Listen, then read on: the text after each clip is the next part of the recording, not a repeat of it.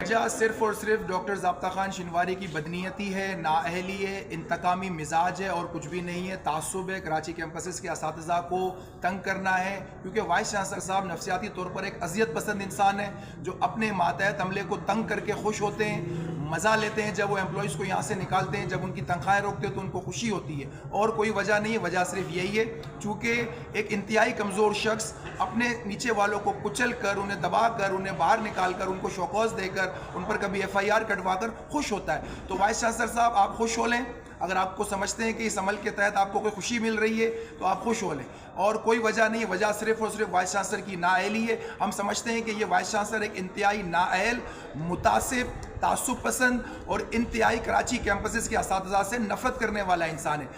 51 کروڑ ملنے کے باوجود انہوں نے اسلام آباد کیمپس میں تو اساتذہ کو ہاؤس سیلنگ جاری کی، جبکہ کراچی کیمپسز کے اساتذہ کو اجتماعی سزا کے طور پر، کلیکٹیو پنشمنٹ کے طور پر انہوں نے یہاں پر ہاؤس سیلنگ نہیں دی تاکہ ان کو تنگ کیا جائے، ان کے گھروں میں فاقے ہوں، ان کے بچوں کی فیسیں ادا نہ ہو۔ تو یہ ہے وہ ساری وجوہات جو کہ وائس چانسلر صاحب کر رہے ہیں، اور وائس چانسلر صاحب بھی ان تمام چیزوں کے ذمہ دار ہیں۔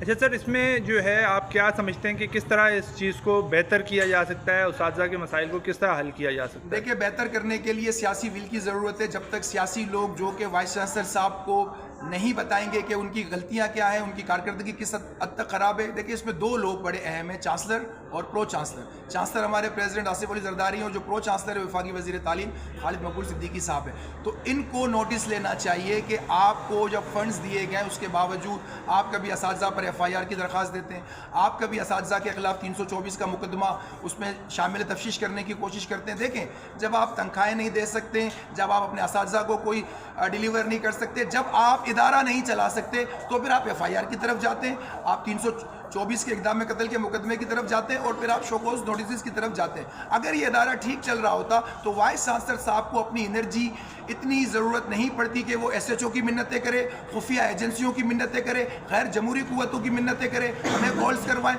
تو وائس چانسلر صاحب، ہمیں غیر جمہوری قوتوں سے کال کروانے کی ضرورت نہیں ہے، خود کو ٹھیک کرے، اپنی نااہلی ٹھیک کرے۔ SHO کی منت کرنے کی ضرورت نہیں ہے کہ ہم پر FIR کٹوائے جائیں، ہمیں 324 کے مقدمے میں نامزد کیا جائے۔ خود کو ٹھیک کرے، اپنی نااہلی کو ٹھیک کرے۔ آپ ٹھیک ہو نہیں سکتے، اس لیے گھر چلے جائیں۔ آپ ایک غیر حاضر وائس چانسلر ہیں۔ ہم آج بھی گلشن کیمپس میں کھڑے ہوئے اور وائس چانسلر غیر حاضر ہے، ایک غیر حاضر وائس چانسلر ہے، تو لہٰذا